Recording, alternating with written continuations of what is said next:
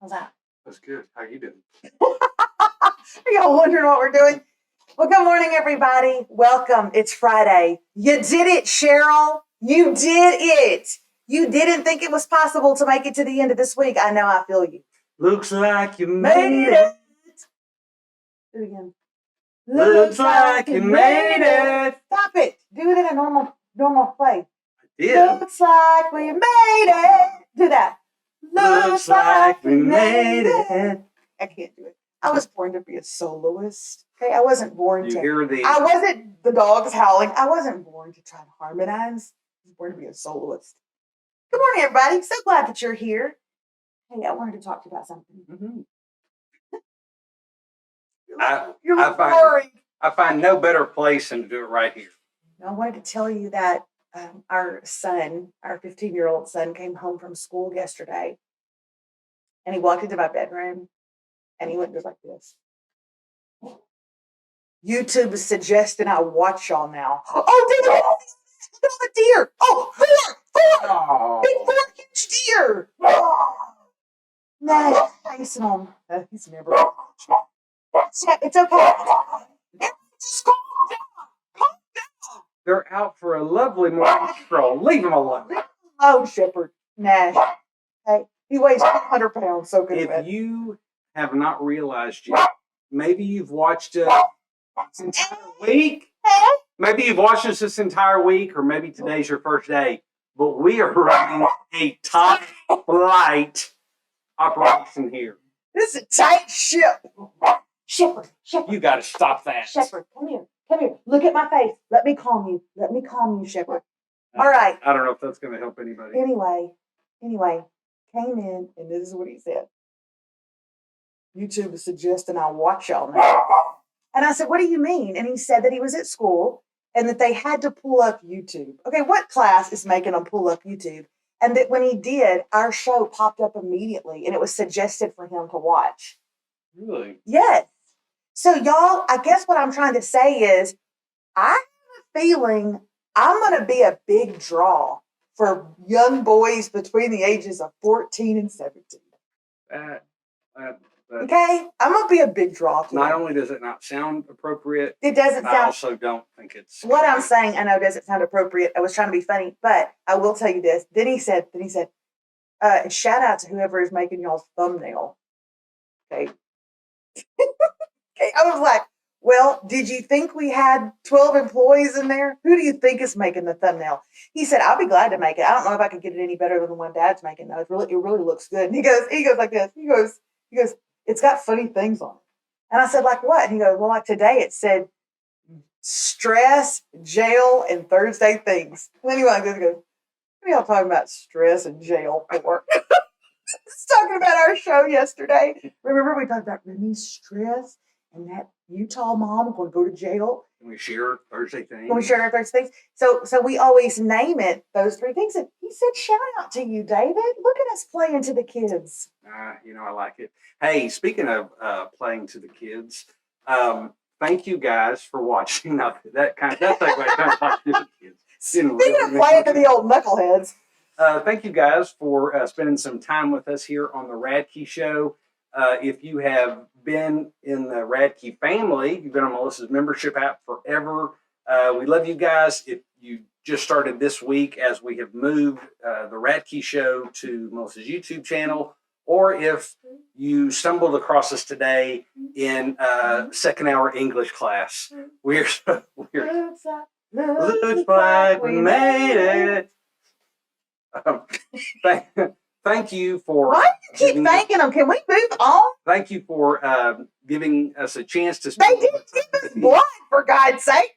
Move on. But hey, we would love if you would comment. Let us know where you're watching from today. I don't feel like it's that big of a deal. I kind of want to be able to look and see. I'm not for sure. Anchorage, Alaska, Oxford, Mississippi. Oxford. That's only because that's on the line, the board in front of you. We have to talk about Oxford. But yeah, no, we really do want to know where you're watching from. Those comments, those likes, they mean a ton. And also you sharing, letting people know that we're here and we are just bringing joy and encouragement to your mornings or afternoons or evenings. This is me dishing it out. This is me dishing out the encouragement. Sometimes I wake up in these moods and Fridays will do it to me. Also, Friday's a little loosey-goosey. Also, cooler weather will make me frisky. Tell them, David. Cooler weather will make me frisky. Well, tell them how. Tell them how it will make me frisky though. It can. It can. That's why I try to keep the house at 68. But she cranks it up. Okay, listen. I want to talk to you guys about the Surprise by Oxford meetup, but I don't really know a lot of facts about it, so I'm going to let him. Honestly, David, you're sitting there guzzling like we've been at the gym. Well, we have been at the gym, number one, and I've already had one cup of coffee, so I'm trying to pace myself. Pace it, Dave. Not knock another one out though. As Melissa mentioned, we have an incredible opportunity coming up. Let me sing it to them. Sing it. Okay, go for it. Go to the picture. It's on the picture. Oh. It's a movie made up with Melissa and maybe David, but for sure Remy. Rocco can't go, he's got ADHD. It won't let him sit through a movie. We're going to be surprised by Oxford when it comes to Tyler, and to the Woodlands we'll be going. It's totally free. Why don't you come? All right. Now that we have lost all of our viewers, the handful of you, I will once again show next week, Wednesday, September 27th at 7:30 p.m. at the AMC in Tyler, and Sunday, October the 1st, 2 o'clock p.m. in the Woodlands. There by the mall. Surprised by Oxford. It is a opportunity for you to meet us in those two locations. We're going to try to continue to do more of this in the future, but these are our two first stops with this incredible movie, Surprised by Oxford. You'll see the link in the description. All you have to do is click on that link, fill out the form, and we will take care of your tickets for you. Also, we will be having a get-together with our Radke family members. Those of you that are in the Radke family, be looking in the app for more information. Wednesday, we'll probably get together before, grab a meal or coffee or something, and then Sunday, we'll do it after the movie. And if you're wondering, what is the Radke family? I'd like to do that. There's also a link for the Radke family membership there. It's in Melissa's app, and you can click on that link, and we actually are going to take care of the first month for you. Have you ever had an earring? I had. You made me get it. You have a dot on your ear, like either there was a pimple there or an earring, but it's an exact spot where an earring would be. Have you had a pimple on your ear lately? Have you ever had mascara on your face? Because there's a clump of mascara sitting under your glasses, and it's driving me nuts. I don't know if y'all can see it, but I kind of want to get it. Get it, David. I'm going to tell y'all why it's there. Because I saw a TikTok video of a girl who said, if you would put Aquaphor on your eyelashes, you won't have to wear makeup. You won't have to wear mascara. So I did it. And I'm going to tell y'all something. It's like my eyelashes have been just, it's the worst decision I've ever made. Don't ever do it. So then I tried to go back in later this morning and put on mascara, and now it's just dripping off of me. All right. Hey, speaking of Surprised by Oxford, I want to do something that's just super quick. The next few minutes, I want to share something with you guys. This is a big deal. You gotta. Can I get to it? Can I? Carolyn Weber was the author of the book Surprised by Oxford. Surprised by Oxford was actually a book. It was a memoir of her life. she wrote this with no intention of this ever becoming a feature film. And then someone picked it up, the director picked it up, read the book one day and said, I want to make a movie of this. So I got the chance to speak to Carolyn Weber for just a few minutes. I did this morning. And I want you to watch this interview with her. It's just really, really quick because I knew she had a million other interviews that she needed to be doing. But can you imagine, like I wrote a memoir in 2017. Ain't nobody picked that up off a shelf and said, hey, Reese Witherspoon should play this. What was that one called? Eat cake, be brave. It's called Eat Cake, Be Brave, not Eat Chocolate and Have Self-Esteem, which is what one woman referred to it as. Chocolate. Anyway, so check out this interview with Carolyn Weber. Super, super kind. I thought it was a great interview. I was so glad that I got to meet her because I'm like pro author all the way. If this is your story and someone wants to make it into a movie, I don't begrudge you that. I'm kidding. I absolutely begrudge her that. But anyway, here we go. Well, first of all, I am so happy to be here with you, Carolyn Weber. I imagine that you are exhausted from interview after interview. And I don't know that mine is going to be any kind of standout interview, except that I can tell you this, out of all the interviews you've done, I'm probably the most excited for you. Oh, that's very sweet of you. Thank you. As someone who is a writer herself and has written a book, and I'm working on the second book, I have a question from an author's perspective, which is lovely. You wrote the book Surprised by Oxford. That's your baby. That's your book. That's a memoir of your life, right? Mm-hmm. Yes. And how did it come to be that turns now into a film? That I don't think anybody really goes into writing a book with that in mind, right? No, I certainly not me. And you're right. That's a huge question. In a million years, I never would have thought of that. So I wrote it 10, 12 years ago, actually, Melissa, basically on my sabbatical. I had been percolating for a long time. I had never written anything like it. I was an academic. I hadn't written about my faith. I just really wanted to share the story with my unbelieving friends and family in particular. I have sort of a foot in both worlds, and it had been sitting with me for a while, and it finally came forward after talking with students and things as well. And then I wrote it within that time frame that I was on sabbatical. So I never anticipated it winning awards or being out there publicly or ever becoming a film. Mm-hmm, mm-hmm. What was that feeling like when you did someone just pick it up and read it one day? I mean, how did that conversation kind of even begin? Well, it was strange. Over the years, there were a couple of points of interest in it becoming a film. I think because maybe it's spoken to some student ministry thing like that, but I'd always been really careful about the story and the integrity and hadn't wanted it really to go out of my hands in that sense because of the faith question. But it was probably about 5 or 6 years ago now. Ryan Whitaker reached out to me. He did the screenplay for the adaptation for this film. He's a wonderful, talented writer. I appreciated from the get-go his integrity and his carefulness, his thoughtfulness about the story. And as I talked with him more and more, I appreciated him, his vision, his team. And so it was a little scary to hand those things over and to not have, that sort of control. You probably know this as an author, right? With your baby. It's like going out for dinner and leaving it with a babysitter. But I really appreciated his heart for the project and his care. Mm. That's so good to hear. It really is, because I can imagine that when it is a story where faith is involved, right? Will that be articulated the way we want it to be? Will our life, will that translate on screen in the way, what's the word I'm looking for? Maybe the reverent way that we want that to be translated. Yeah. And so I'm assuming you must have found that with Ryan, you could really trust that proponent, that area of the movie. Is that so? Did you ever feel like, it's not coming across the way I want it to? No, surprisingly not. I think that was a great blessing in this. He really loves and cares for my family as well.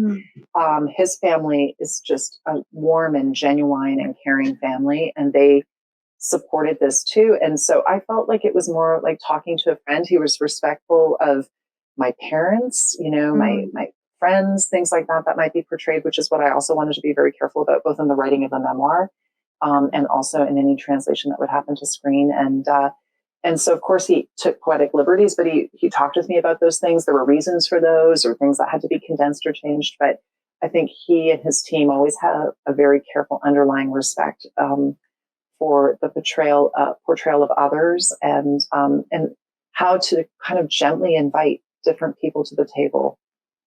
Mm-hmm. Mm-hmm. That's a great way to put it. I'm just really I'm so excited for you and so excited that what starts out as a book, as this just a heartfelt letter of our life, can be turned into something that you're so proud of. And come on, Carolyn, it doesn't hurt that Rose Reed is playing you. It doesn't hurt at all. That doesn't hurt, right?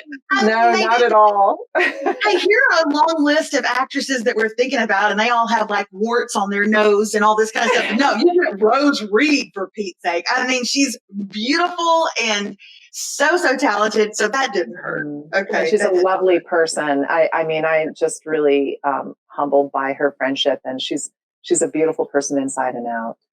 Oh, that's so wonderful to hear. Well, here's my last question for you. I don't want to take up your time. I know you're super busy, but I'm going to see this movie not once but twice. I'm planning on seeing it twice in two different towns, and I'm having the movie theater packed out with friends from those towns. And in one of those showings, I'll be taking my 17-year-old daughter, who is, as we speak, looking at colleges, and she's at that juncture, right? That path in her life. It's time to spread her wings and it's time to grow up. What do you hope comes out of this movie in regards to the parents who may be taking their older teens, their young adult children to this, in regards to their faith walk, maturity in faith, and this world that's out there beyond them? What do you hope comes out of it? Because I can imagine there's going to be a talk on the drive home of her faith and what that means when you get outside of your home. So what do you hope comes out of it? Well, Melissa, I so appreciate that question. I'm honored by it. To speak to you as a sister in Christ and as an author, but as a mom. I actually have our oldest as a daughter as well. She's 17. She's looking at colleges. I'm in the exact same boat. And Jesus is in that boat with us. And I would hope that what they take from the film is the fact that our relationship with Christ is personal and it's profound. And regardless of all the other messages from culture, Christians or other Christians, it is of priceless value. It's the pearl that no one can take from you. Mm-hmm. And it's relevant to our lives. It's relevant to how we live our lives, to every single thing in our lives. It's not something that's not relevant or on the sidelines. And that doesn't mean that we have to be bizarrely pious and disconnected and judgmental of others, but actually quite the opposite, that he is Emmanuel. He's with us. And as they make their decisions, as they grow, as they repent, as they seek to have a deeper relationship with him all the time, the fruits of that are a life in the truth and in love with others, and that can never be taken from them. So beautifully put. Man, Carolyn, you talk just like you're an author or something. It's really crazy. I don't. I talk a lot. Maybe it's just because I love words, but I'm really speaking as a mom. Really, what do we want our children to have? And and what do we want anyone to have? It's like what Paul says to King Agrippa: I want you to have the joy. I have everything I have except for these chains. That's beautifully put. Beautifully put. I will tell you, I'm cheering you on from the sidelines, the whole team, everyone that put Surprise by Oxford on and put it out into the world so that people can go with their families and their young adults and their elder teens to watch a movie that is both romantic and just wonderful and charismatic and all of the things, and we don't have to be embarrassed. And thank you for that, for allowing this to come onto the screen for families. I wish you the very best, Miss Carolyn. Thank you, Melissa. It's all the team as well. Their hearts are genuine and they're amazing people, and they really want people to know and love God as well. I'm grateful for that. Well, thank you so much. And listen, if by any chance you ever get to go to the Academy Awards, you're going to need somebody to go with you, and your daughter's going to be in college. So, hey, that sounds so fun. I'm going to tell you, I may not be the smartest person in the room, okay? But I'm a good time. I'm a good time. Just please remember that. That's awesome. I'm not the smartest person either. And I think a good time sounds great. That's what we're promised eternally. So Four Taste of Heaven That's would right. be mutual admiration. Thank you so much, I'll- Melissa. I heard a man once say when I went to go, I said goodbye to him, and I knew I wouldn't see him again. Had just been visiting and speaking at a church, and he said, "All right, well, if I don't see you again, I'll see you in heaven." And I thought that was a precious way to sign off. So I'll see you there, Carolyn. So good to meet you. Thank you, Melissa. I hope before then too. Bye-bye. Bye.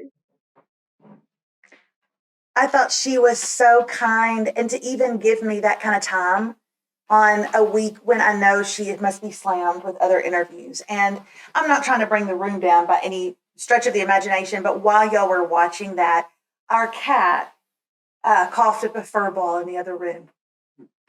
2 or 3 of them, actually. And we didn't get up and, we didn't look at them. We didn't check on the cat or anything, but it's out there and it's waiting on us. I'm not sure why you felt like you had to share that. But. Well, this movie is called Surprised by Oxford, and I just wanted to throw some things. We're surprised at. You talk about a left turn after a night. It was a very great interview, and I really appreciate it so much. Thank you so much, Carolyn Weber, for doing that for us. We really appreciate it. Hey, seriously, be sure to click the link to grab your movie tickets free to go see Surprised by Oxford either next Wednesday or next Sunday. Because I am going to be putting that, remind me, I'm going to be putting them on Instagram and Facebook next week, and then they all be gone. Okay, so for the whole world. So take advantage. So all right. Speaking of great movies, today is Pop Culture Friday. We talk about all things movie, television, books, podcast, you name it. What you got? What you got going on? Well, goodness knows you've got to ask me. How about we ask David what book he's reading? How about we ask David what the last book is he read? I'm going to tell y'all what it is. The Rainmaker by John Grisham. Okay? David Radke. You don't ever read books and you know it. Okay, first of all, I listen to books. Do y'all feel like that counts? I don't. It does. Especially since I'm dyslexic. Oh, you're dyslexic. Yes, you are. I listen to probably 2, if not 3 books a month. She doesn't like because they're either motivational. Knowledge is power. The more you know. They're motivational, inspirational, marketing, business. They're boring. Okay, I'm going to talk about books for a second. A couple of things. Number one, Riley Sager. I'm sure y'all have heard of him. Riley Sager is huge right now in thrillers and mysteries and all that kind of stuff. And the Radke family is reading one right now called No One Left by Riley Sager. And so many people have been recommending it to me. I'm almost done with it. Don't tell me what happens. And then we will be discussing that on our book club night. If you're part of the Radke family, get ready for that. We're going to be advertising what night that's on. That's coming up. That's a good one. It's a good one. Great one for this time of year, for sure. So check it out, Riley Sager. That's another good reason to click the link and check out the Radke family so you can be a part of that as well. Okay. The other one is a book, y'all, that I've seen all over Book Talk. It's a little older now. I guess it was all over Book Talk like a year ago. All over it. It won some kind of big award. I'm thrown a little bit. First of all, it's not like anything I would have ever picked up and read. So if you think, oh, I can't believe you're reading that smut, it's not smutty at all, but it does have a love scene between 2 young men in it. I know you're looking at me like, I wonder why she's bringing this up right now. But I just feel the need to tell you, it's called The Song of Achilles. And it's really very good. It's really very good. And I don't even think I would normally have an issue because let me tell you something. It's a love scene, but it ain't even a page. Okay. And it's not, what am I trying to say? Erotic. I don't know what you're saying. That's funny. It's not dirty or anything like that. Our cat's throwing up hairballs. You're throwing up hairballs. Okay. But I just wanted you to know if you went to go get Song of Achilles, they didn't want you to be surprised. And they're young. They're like 16. And so I feel like maybe that's some minor territory that perhaps we shouldn't have tread on, but I didn't write it and it won some awards. But that's not even really what the book is about. Maybe it is what the book is about. I'm not for sure, but I like the book. The book is very different. How much have you read? I'm 3/4 of the way through. Yeah.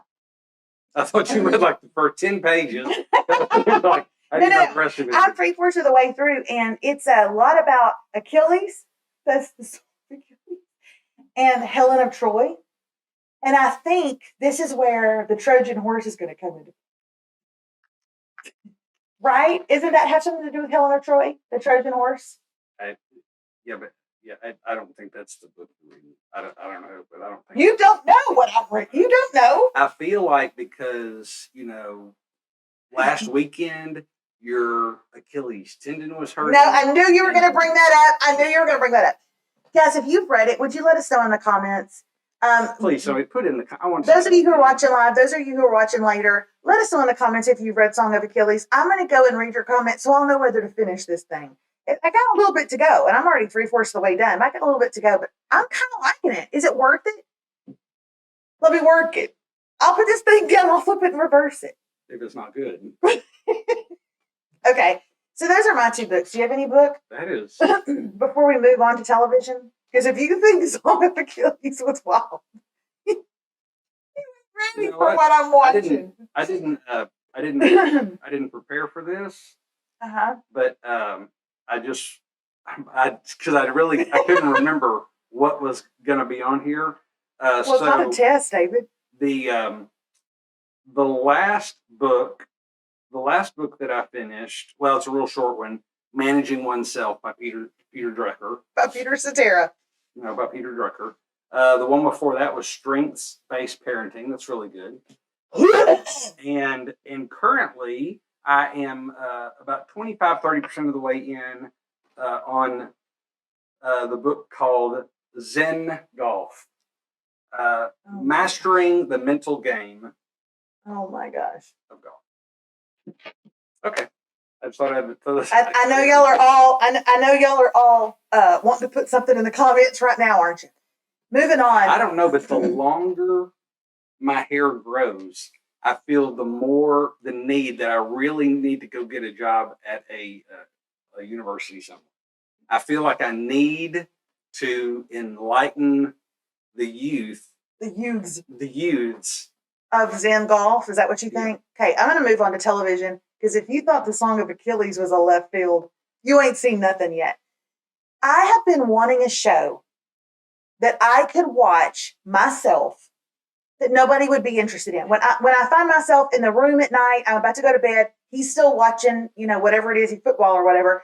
What is something I can turn on? And I've started watching the Mindy Project again for the millionth time. So what was a show that I could find? I just came across it. I knew nothing about it. I had read nothing about it. I just hit play.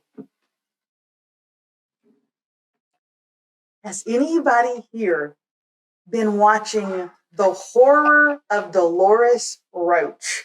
Was that the one I walked in while you were watching? Oh my God, David. Yes. Okay, y'all, what even is this show? What is this? Have y'all seen it? Put in the comments if you've seen it or even if you've heard about it. Okay, I'm going to tell you what it's about, and you're going to say, "Oh, I'm never going to watch that." But I think you might. Okay, here's what it's about. It's about a woman who is unjustly in prison for many, many years, and I won't tell you why or anything, but it tells that on the little synopsis. She's unjustly imprisoned. She's let out. She has nowhere to go because the whole neighborhood she grew up in has changed. She finds a place to stay with a guy who owns an empanada restaurant, which used to be her favorite restaurant before she went to prison. It's still there. She begins giving massages to earn money. And before you think it's dirty, no, like literal massages. She's a massage therapist. She gives massages. She accidentally kills a man one day.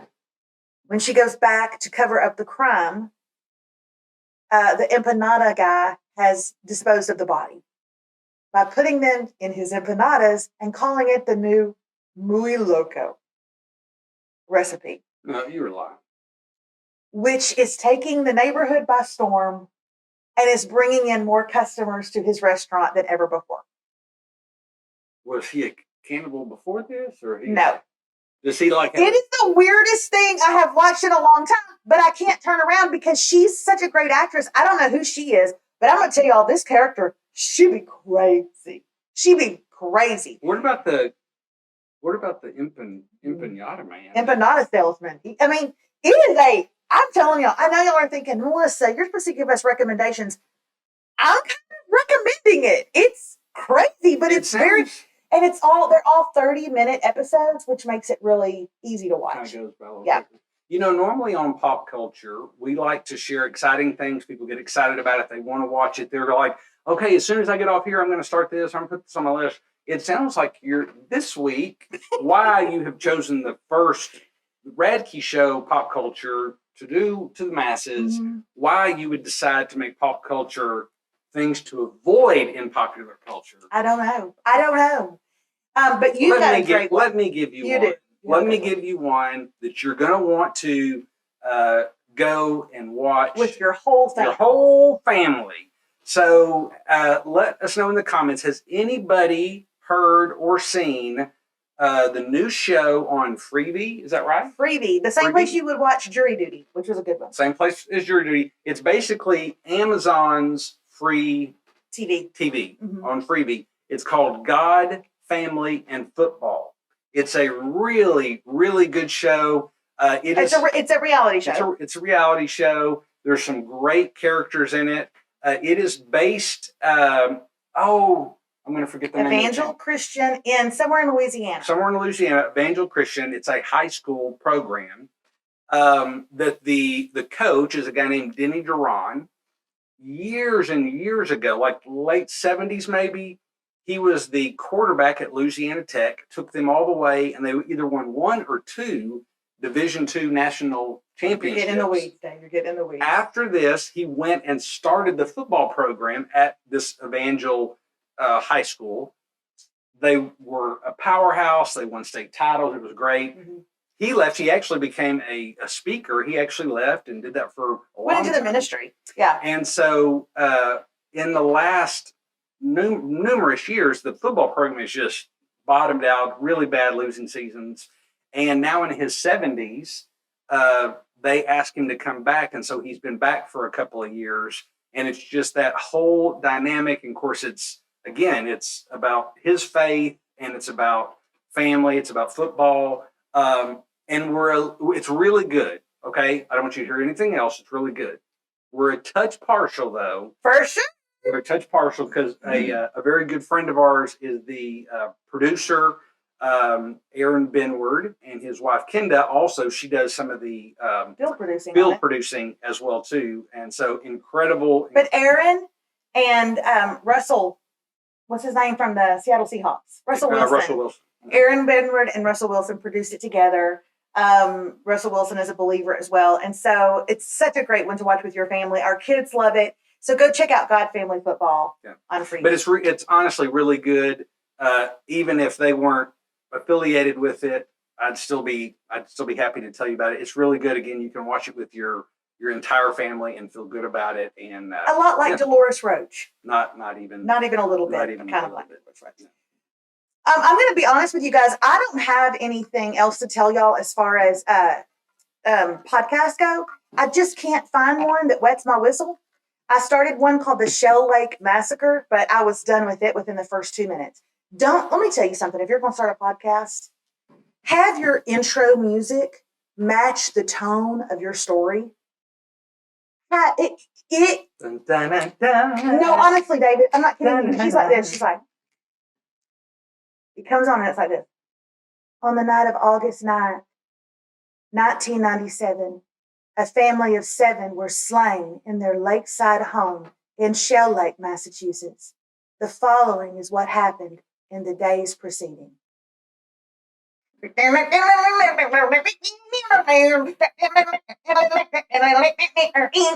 I was like, no, absolutely not. If you don't have the sense to match the tone of death here, then I don't have the sense to listen to you. If you would have kept watching, listening. I kept listening to that. And they're actually preceding that, they were at a banjo conference. So it was very fitting. Someone who killed them was at the local banjo conference. See, a lot of people wondered why I married you because I had so much to offer and all you had was your hair. But this is why. This is the humor. I'm just kidding. Love you guys. Have a wonderful, wonderful weekend. I can't wait to see what David entitles this. Hey, thank you so much for spending some time with us. Seriously, Please quit talking to them about stuff. thank you for all your comments, all your likes, all your shares. We'll see you back here. We'll see you back here next week. Every weekday, 9 a.m. Central Time, we'll be live. And He's the nice one. And every day, Melissa likes to wrap it up with what we call the golden moment. So, Golden moment. So, have an incredible weekend, and let this weekend be encouraged by today's golden moment. Bye. We'll see you next week. Bye bye. This is what I love about the golden moment. It's just the last little taste for you before we end the show. And there's no better taste to leave in your mouth for this weekend than this quote by Maya Angelou. She says, "I don't fix problems. I fix my thinking." And then the problems just seem to fix themselves. Of course, Maya Angelou said that, but it's so true. I don't fix thinking. I don't fix problems. I fix my thinking. I don't know, I can't explain it, but problems just seem to fix themselves. This weekend, have a great one and work on your thinking.